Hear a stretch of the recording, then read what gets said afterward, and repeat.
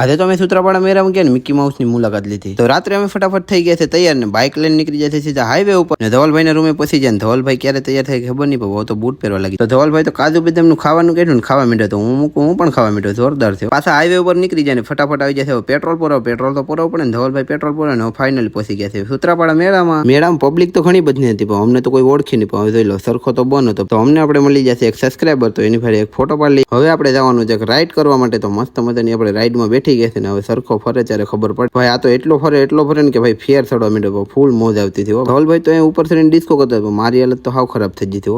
હવે એ જોઈને પછી વિપેર ચડવાનું તો મન જ ન થયું કેમ કે આમાં તો વધારે બીક લાગે મને. તો નાના છોકરાની રાઈડ જોઈને હવે આવી જશે આપણે રામદેવ પીર મહારાજના મંડપના દર્શન કરવા માટે. તો મસ્ત મજાના દર્શન કરી લે. હવે આપણે ખોલવાનું છે ટિકિટ કેમ કે ઇનામ ઘણા બધા છે. હવે આમાં કઈ લાગે તો આપણે મળી જશે મિકી માઉસ. તો ભાઈ એને આપણે વિડીયો ઉતાર લઈએ. હવે આપણે આવી જશે ખાવા ઢોકરા. તો ભાઈ ભૂખ લાગી ને તો મસ્ત મજાના ઢોકરા ને બરફ લઈ લીધો ને હવે ખાવા માંડ્યા છે આપણે બરફ જોઈ લો. તો બરફ ખાઈ લીધો ને હવે પાછા આપણે જાય છે વેરાવળ. તો ભાઈ અહીં તો ઝાકરવે બહુ પલર દીધું. તો ગરીબ ભાઈ તો અહીં લૂસે જોઈ લો અહીંયા. તો ફટાફટ બાઇક ચાલુ કરીને હવે જાય છે પાછા વેરાવળ. તો વિડીયો ગમે તો લાઈક ને ફોલો કરી લેજો ને પાર્ટ 2 જોવા માટે વિડીયોની અંદર બની રહેજો. ઓકે.